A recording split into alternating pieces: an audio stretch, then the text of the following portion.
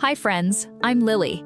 Welcome back to Lily's Crochet Cottage. Have you noticed how many of the most beautiful cottage homes lately aren't filled with brand new things from a big box store, but rather with pieces that look like they were made by hand with a lot of love?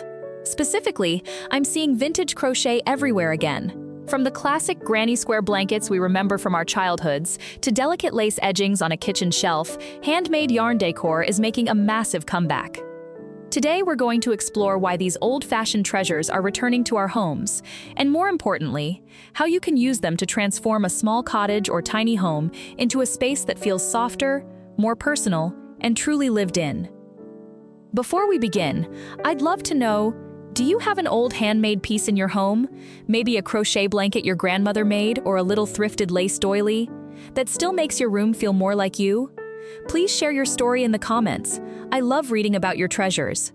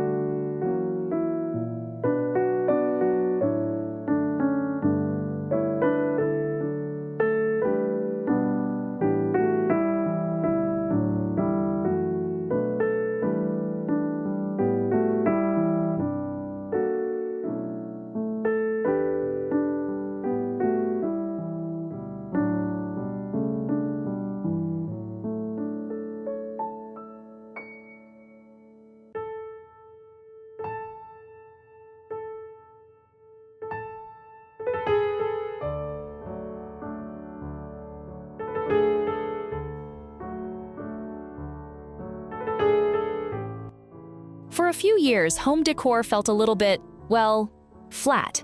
Everything was gray, smooth, and mass-produced. But lately, there's been a shift. People are craving what I call the touch of the hand. We want rooms that feel like someone spent time in them, and nothing does that better than vintage crochet. The reason crochet is coming back so strongly, especially in cottagecore and farmhouse styles, is because it solves a modern problem. It softens the hard edges of a room. If you have a small home with modern windows or plain furniture, adding a cream cotton crochet throw with a scalloped edge instantly changes the room's temperature. It moves from feeling sterile to feeling cared for. In a tiny home where space is tight, every item has to earn its keep, and a handmade textile provides both warmth and a huge dose of personality without taking up any floor space.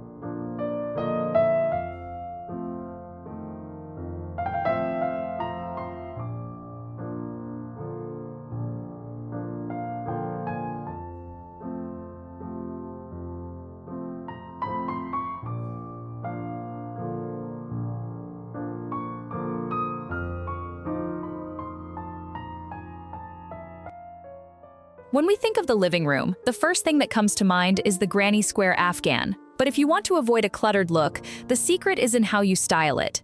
Instead of just folding it on the back of a chair, try using a large-scale crochet blanket as a color anchor. If your sofa is a neutral cream or beige, drape a vintage Afghan in shades of sage green, mustard, and dusty rose over one end. It pulls the eye in and makes a small sitting area feel like a destination. For those of you with a reading nook or a window seat, try adding a few crochet-covered pillows. I love finding needlepoint cushions with rose motifs and pairing them with a crochet-edged linen pillow. This layering of textures is what makes a cottage feel collected. It tells the viewer that this room wasn't decorated in a day. It was gathered over time. It makes the space feel more personal because every stitch represents a bit of history, even if you found it at a local estate sale last weekend.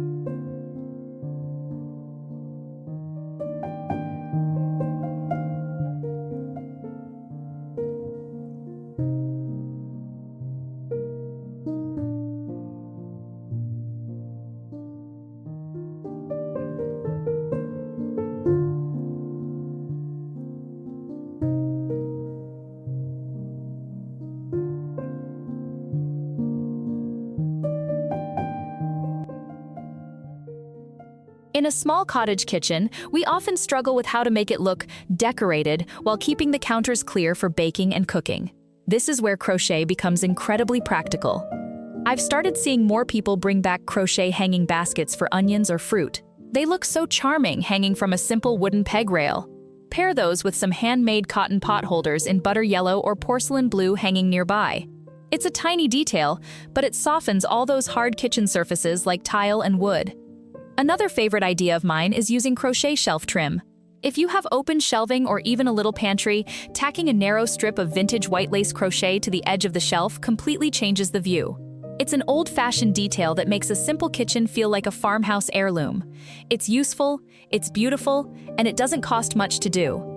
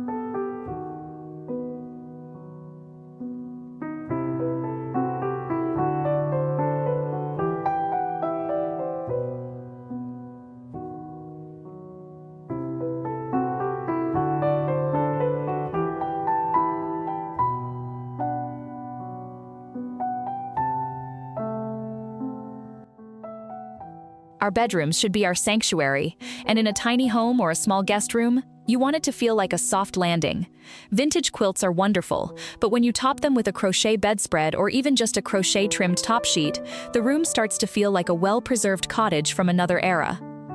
I personally love using a white lace doily with a pineapple crochet motif underneath a milk glass lamp on a bedside table. The light filters through the lace and creates the most beautiful shadows on the wood.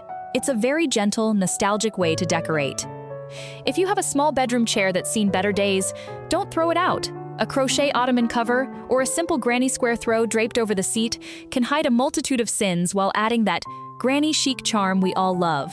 It makes the room feel softer and more emotional, which is exactly what a bedroom needs.